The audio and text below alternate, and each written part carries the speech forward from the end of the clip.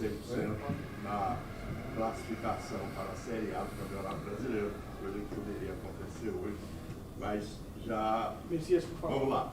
Ô Barroca, boa noite, irmão. Eu gostaria, por gentileza, uma curiosidade geral, principalmente dos torcedores, que você nos fale dessas modificações, principalmente tirando o jogador de frente para colocar um volante no time.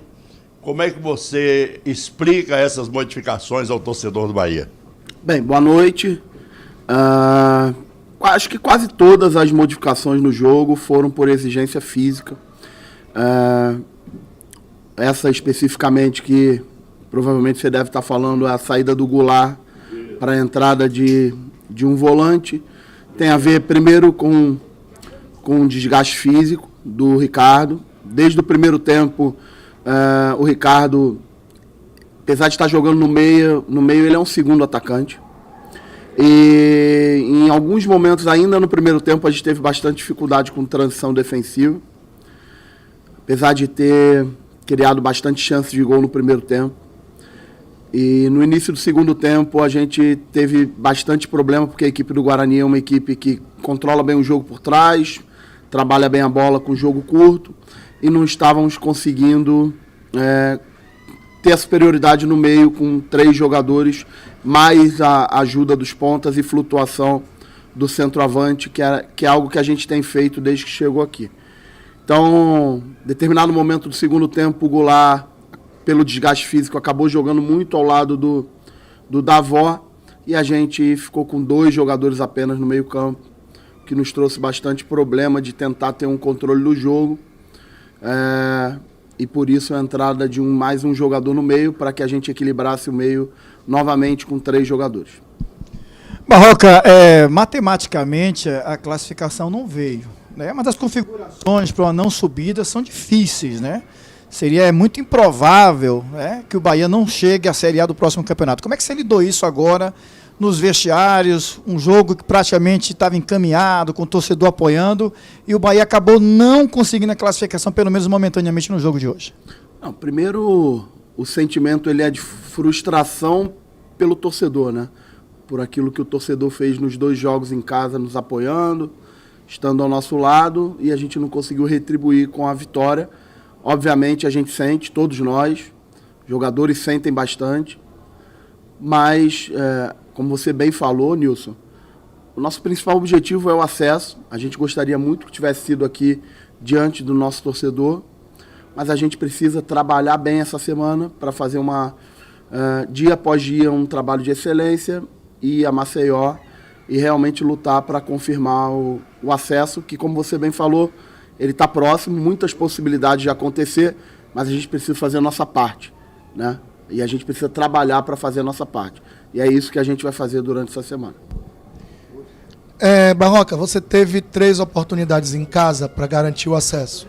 Conseguiu ganhar do Brusque, mas o Bahia não jogou bem. Conseguiu empatar com o Vila Nova, mesmo tendo uma posse de bola estéril, mas ainda teve a posse de bola. Hoje nem a posse de bola o Bahia teve. Essa posse foi do Guarani.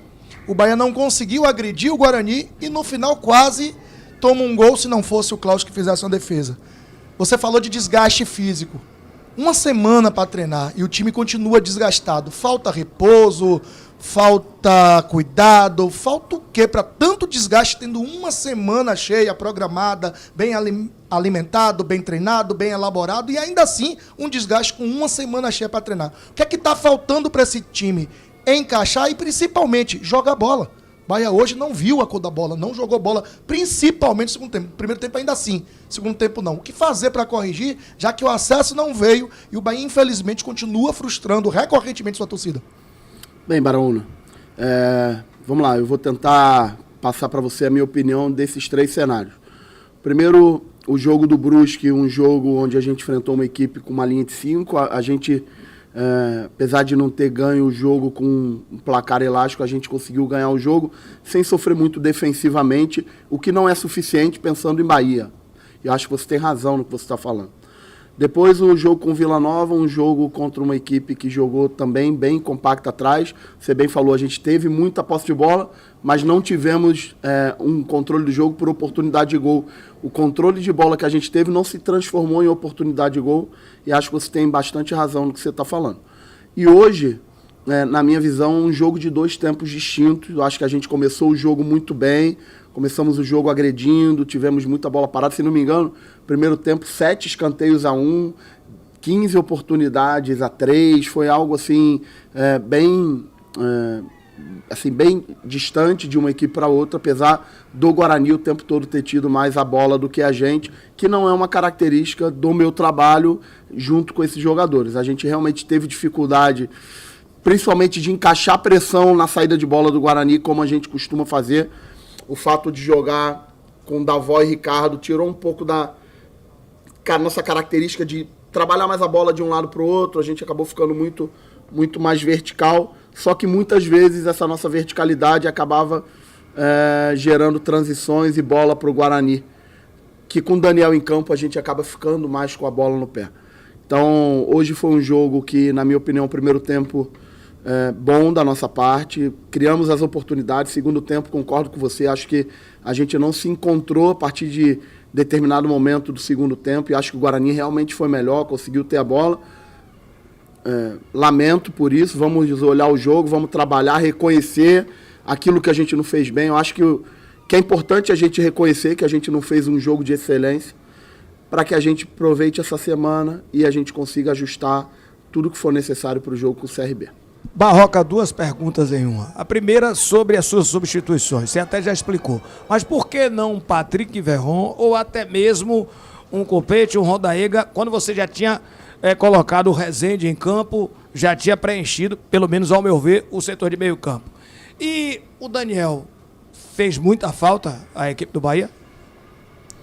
Eu vou começar respondendo a segunda. Para mim, o Daniel faz falta em qualquer time do futebol brasileiro. Para mim, o Daniel é um jogador extremamente acima da média do que eu tenho visto aí do futebol brasileiro.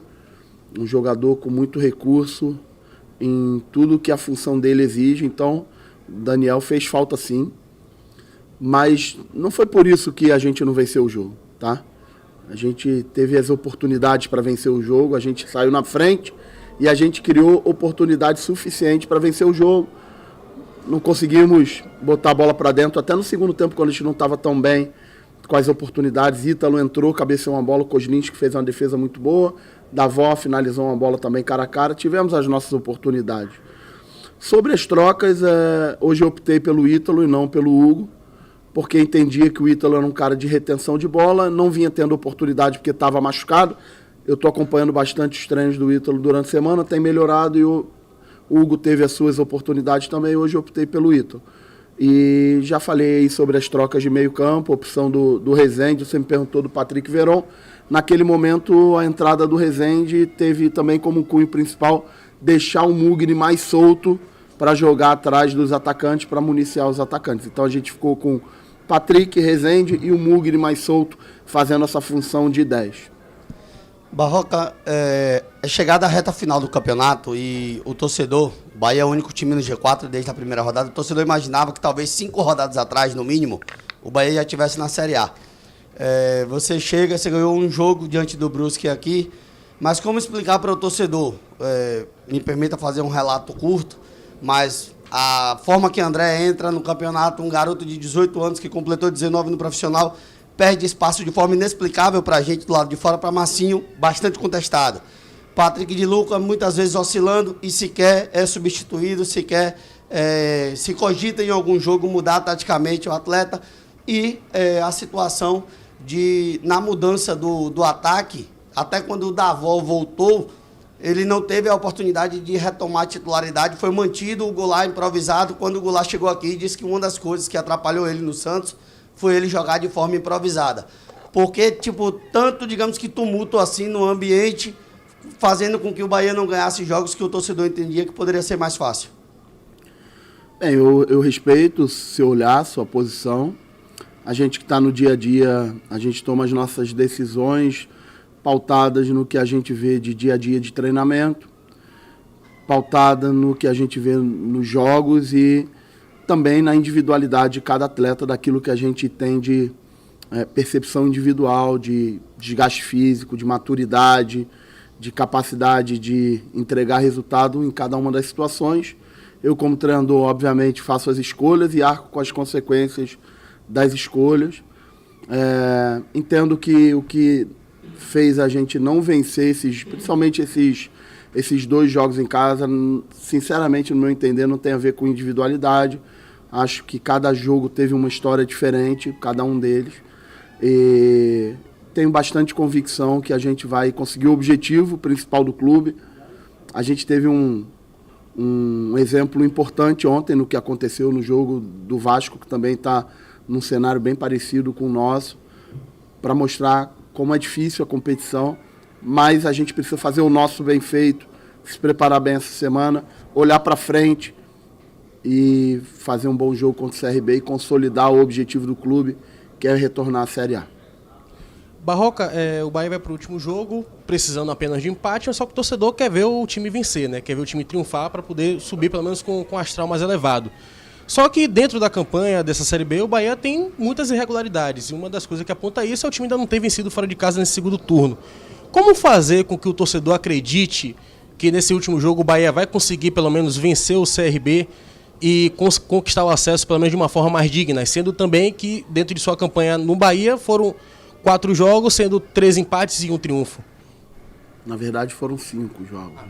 5 jogos.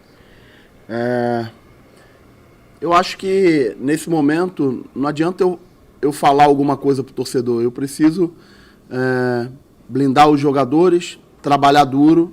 A gente precisa corrigir as coisas que não andaram bem no jogo de hoje e internamente tomar as decisões necessárias para que a gente consiga fazer uma boa semana, uma boa preparação e consiga terminar a competição do jeito que a gente quer, que é com o objetivo alcançado.